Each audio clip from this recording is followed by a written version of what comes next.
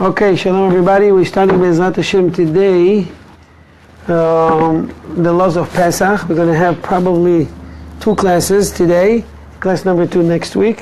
It's right before the Chag. So the Chag 2017, Tafshin Ayin Zayin. It's going to be this year on Monday, not this coming Monday, the Monday after. So we'll talk about the date, what we'll do before, what we do during and after. So much to talk. Halacha says 30 days prior to Passover, you study the halachot. Just got back from Israel yesterday, so we had the chance here, but Be'ez Hashem will try to focus on the main topics. Okay, if you have any questions, please don't hesitate to ask or to write. Today we started, because Rosh Chodesh is on the first day of the month of Nisan. We started with the beracha, what we called Birkat Ilanut. It's the blessing over blossoming fruit trees. As we've learned before, that there is a mitzvah to do this special blessing, when we do it actually once a year, to do it over trees, fruit trees that are far away from your house, in orchards, far orchards, and I've already discussed the reason. Baruch ato Adonai Eloheinu melech haolam she'akol nihyo b'dvaro. Tov. So what's the reason why we have to go? The halacha says it's better to go to far away, far orchards, not even in your backyard. Why? Because you already learned that on the esoteric level, on the Kabbalah, it says that there's neshamot are being incarnated into these fruits or trees, and if nobody goes there, no one can release them. With your special beracha, you can actually release this neshamot. You don't have to. You can do it at your backyard, but if you can go far, it's better. And you have this neshamot, these souls, lost souls that were reincarnated. Hashem knows what's the reason why they're. We can only help with our tefillot. We can only help to neshamot on the spiritual level. Okay? So there's special procedure. And beracha, it's not late. Actually, in America, in certain places, it's very late. In Dallas, it's late now. We were barely able to find blossoming fruit trees. In Israel, just the season started, so no problem. In countries that the fruit trees blossoms early in the year, so it doesn't have to wait till Nisan. If you do it in January, you don't have to wait till April. If you wait, it's going to be too late.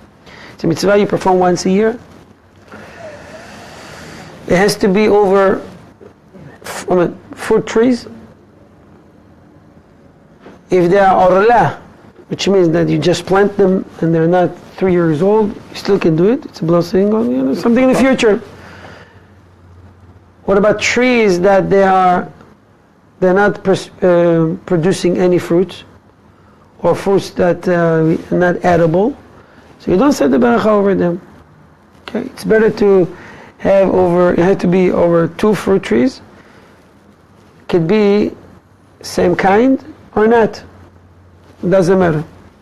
Should not stop you from saying the beracha.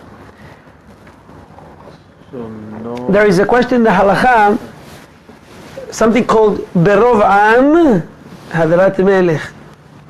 When we saying beracha as a whole or as many, is we be praising God on a higher level.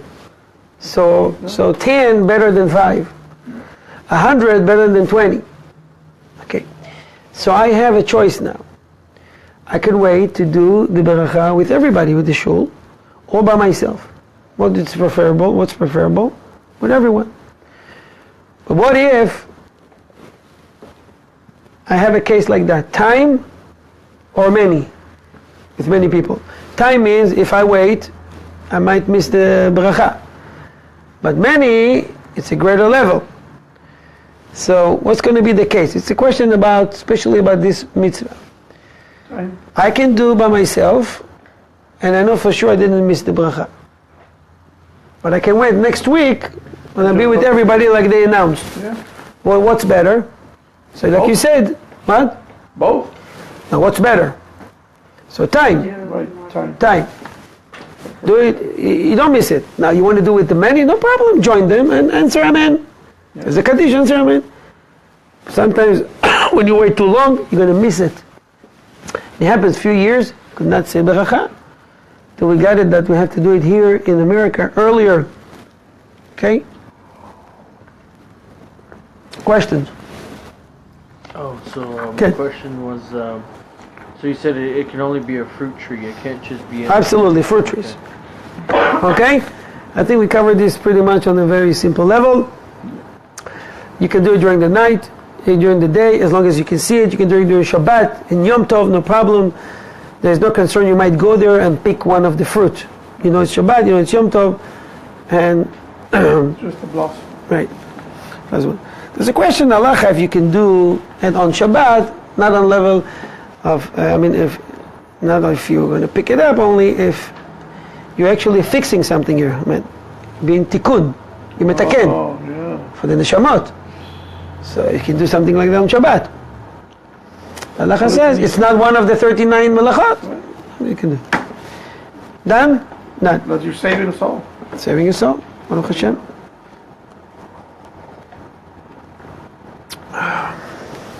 Now, we're going to talk about the times of, oh, by the way, a woman can do Birkat HaIlanot? The answer is absolutely yes. They can do Birkat HaIlanot. We actually have a few women join us today for Birkat HaIlanot. We did it on Preston Crest. I found a place in the Turjuman's family. So women can join us. Okay. Let's talk a little bit. You have any question, by the way, about Pesach before we start? You know how to kosherize everything. Maybe you're going to go over it briefly. We discussed the last year. But if you have any specific question how to kosher someone, please don't hesitate. Now, when is the time to search for chametz? To check for chametz. So we're talking about not this coming Sunday, the Sunday after. What's going to be the date? The 9th, I think? Can you check it out really quick? I think it's going to be the 9th. The 9th, okay. So on the 9th, after sunset, it's time to check for your chametz. Everyone must clean his house in preparation for Pesach, so that it is a chametz free. And before the evening of 14th of Nisan, till Sunday the 9th. Don't forget that. So why we have to check for chametz? We know the house is clean. First of all, you'll be surprised that you might find something, because I found. Yeah, we found too. I found in the shul, and you found in the house, someone the last minute, they left, especially with kids. When you have kids, you find a lot of treasures. And it's well recommended to check their bed and under the bed during the entire year. You can find stacks, emergency stacks, candies and Hershey's and open bags and You have nice campers out there. I'm telling you. So kids, especially when they're small one, they hold biscuit in their hand and the fells and they kick it, and it went all the way underneath a cabin that you never move. Yeah. So it's a chametz there. Cereals and right. So this is why you have to do the chametz checkup. Okay. Our sages taught that at the start of the evening of the 14th of Nisan, we search for chametz by the light of a lamp. This means that the proper time for this search is immediately after dusk, or about 20 minutes after sunset. Okay? Someone told me, so Rabbi, listen, I cannot do it with candles. Every year I messed up, get distinguished, and I have to fight with this matches, balagan, big mess. Can I use flashlight? Yes. The answer is yes. My wife said, they told me, my wife said that we have to put the house in complete darkness and then we fulfill the mitzvah. You can see in many houses, they turn off the light, go with the flashlight. What the Allah has to say about it? You're supposed to look for chametz. If you have more light, it makes it easier and better to find chametz, right? They added a mitzvah now. Right? So don't turn. It's exciting, for the kids. You can do it in the first 5 minutes, if you want to do that, fine. Remember when I was a child, my father used to do it, and he used to do it with a feather and a shovel, plastic shovel, and you have to find, fine. But basically you have to search thoroughly. And you should do it in the house and in the car. So hold on, I'm doing the house, and then I go outside of my house to check in my car. Should I need to say another beracha? Maybe you thought about doing it for both, no? Right? So you have to have in mind to cover for both places. And nevertheless, there is a break in between, doesn't consider as a break. And you can do that then. Okay? We'll conclude this halacha with saying that it's customary to spread 10 pieces of bread, less than a kazait each, very small, tiny pieces. The less, let's see, the finger is 3 parts, like the less part size, like an olive, less than an olive, sorry, less than an olive. Put it in No crumbs. and aluminum foil, right, and spread 10 pieces. Why? It doesn't matter now. It's by the Sefirot and Kabbalah. It's a good thing. Okay, no less, no more than 10 pieces. Make sure to mark where you put them. In case you found only 9. You already said And it you up. searched the house inside out. Couldn't find the 10th one. Right. You're covered. What you gonna do? This is why you signed the document. This is why you say, have in mind, if you can't find it, okay, it's dismissed. It's not connected to you. So after making all that efforts, you couldn't find, don't worry about it, because you're going to nullify the chametz anyway. Okay, you prepared 10 and you find 9. What if you prepare 10 and you find 11? That was the one from last year. That's the one you lost last year. Oh, here it is. It's another sign that you're not cleaning up the house. That's right. So if you find it, you don't touch it, all right? So you mean when if you find it during the Hag? Okay, it's a good question. So it happens that people find chametz during the Hag, or someone comes as a guest and it brings whiskey, or brings a chametz to the house. What you going to do? So the halacha says you take a bucket, or you take something during the Hag, and you cover it, and leave it there. When the Chag comes out after the Havdalah, you take it and you burn it, or you flesh it. Don't try to flash a whiskey bottle. It's not going to happen. Hold on, don't do that. Or if the small one, the hotel one, it's going to clog your so don't do that. Okay? Baruch Hashem, if you had kids, you know that they try everything. They start to see how strong is your toilet and what clogs and what not. There's some guys, there's some minhagim, customs. My kids tried everything, Baruch Hashem. So I'm speaking from experience. It'd be better to put it in a paper towel than You can do that. better than You can do that. To get rid of the chametz, not necessarily has to be with fire. Right. You can throw it to a lake. You can flush it. Right. Some people feel not comfortable so much to flush in the toilet bread. Okay. It's permitted. You don't have to cover it. When you throw it to birds, you have to make sure it's away from your house, not in your house. Okay. So there's a lake not far away from here. You can go with all your chametz and get rid of it that way too. Okay. Okay, so I know you said that you wouldn't explain why 10 pieces, but when do you do this? You do this The night before the 9th on Sunday evening, right after we daven Arvit, we go home and we do that. Toda. Any more questions? So he's saying beracha, no one's talking. Especially when we finish the beracha before you start. If you talk, you have to say beracha again. It's rare when the halacha requires from you to do it again.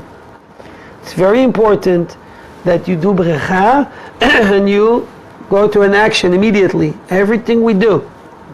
Okay? So beracha, you eat, you drink. You go to the action, talit, whatever, search chametz, don't talk in between. You may reply with amen and amen yishmer haba. That's not considered as a break. In case he has to go to the restroom during the check, you can say asher yatzar. What about eating and drinking during you're not supposed to eat or drink during the search. Okay? You focus on the mitzvah. Some people doing an hour plus. An hour plus. While searching, they're eating? No, so they want to drink. Oh. So what do? You say bracha before. You prepare a bottle of water. And some people want more than an hour. Okay. There is no bracha for Shechianu. We do not recite the blessing of Shechianu over the mitzvah of searching for chametz. Nevertheless, since several poskim include the pre-Hadash rule that one does recite the blessing of Shechianu when performing the mitzvah. So what's the deal? What we can do, how we can please everybody. So it's recommended to find a new fruit and place it in view when we recite the blessing of Al Bi'ur Chametz, and after searching for Chametz for a minute or two to recite the blessing of Shechianu or the fruits, having in mind to cover the mitzvah of searching for Chametz as well. Okay? So, good. Who hides it and who looks for it? The one who said the bracha is to look for it. Who hide it? You yourself or your wife or your children, doesn't matter. Okay. It's not how you call it, seek and hide and seek game. Oh, okay. Let's see if they find it or not. Right. You're supposed You have to remember where you put it. Oh, okay, got it. It happens to me many years ago that we found only 9 pieces. I was in Indiana. I let the kids do it, and then after 2 hours, when I pull up all the leftover hairs I have in my head, I remember the halakha not to worry about it. It says not to worry, but you worry. Yeah. And then the kids remember to mention that they actually prepared only 9. Because it's a cool number, 3, 3, and 3 in every room. Wow. Thanks for telling me after 4 hours. Okay? So it's part of the deal. So can one say beracha in his house and based on this beracha go ahead and check his mother's house and the shul and his friend's house and the entire citadel here? No. Unless he had in mind to do all of them. One may search for chametz in several houses or stores after reciting the blessing one time, even if the buildings are somewhat distant from one another. Going from one building to the next is not considered as an interruption. Because he had it in mind. Because he had it in mind already. Right. What if someone has a big house? Let's say you have 36 rooms, like my house. Someone has a mansion. It says, The limousine and so checking such a big house, that's going to take you a few hours. So he says, you know what, I'm going to do this. I'm going to call my kids and grandchildren. I'm going to give everybody, you go in charge of this room, you go this hallway, you go the roof, you're the attic, you go to the basement, you get out of my house, all this kind of stuff. And when I said the beracha, you reply with amen, and everybody checks it. So he's going to check only, the kitchen, where he said the beracha. Can do, no do. Yeah,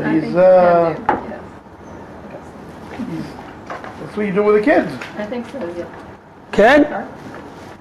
Halacha says if it is difficult for one person to search through the entire house by himself, he may bring his family members or friends to join him. The homeowner recites the blessing over the search in their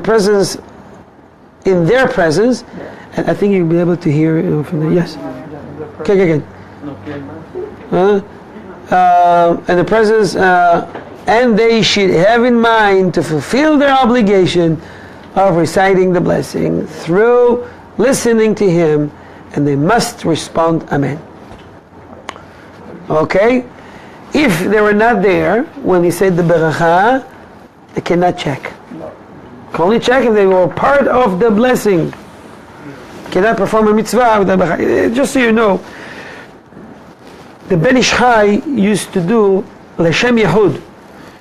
Shem Yehud is when you sanctify, you have in mind your preparation for.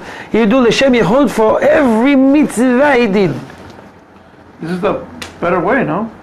I'm doing everything. Right. Sometime one day, the Ben Ish Chai, he felt very bad. He was weak, and Jewish doctors and Arab doctors came to him in Iraq, check him up, and everybody told him the same thing. They become so weak from studying such a long time, long hours, for so many days, and he sits on the table, he studies so much, so his brains become tired. So he had to stop and travel outside. Go outside, fresh air. So he says, okay, if the doctor says I have to do it, I have to do it. So he was taking books with him, and he wanted to walk outside. I said, no, what you doing? You can't do that. You're supposed to think about nothing. He says, okay, so I'm going to say it by heart. He says, Shema Yisrael. He says, no, you have to do nothing. Let your brain rest. It's a muscle, it has to rest. For him it was very difficult. So he says, if this is an order from the doctor, so I had to shut down my brain when I walk outside. But before that, he said L'Shem Yehud.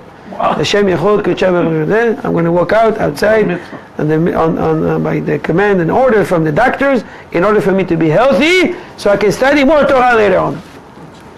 But he did a special prayer before he performed a mitzvah. And they're saying about the Ben Ish Chai that he make extra efforts for every mitzvah he did to say L'Shem Yehud. It's the introduction you do before mitzvah. We do it usually before Arvit, Tefillot, we say before Lulav. Okay, we don't really. So he would do it before he drink coffee.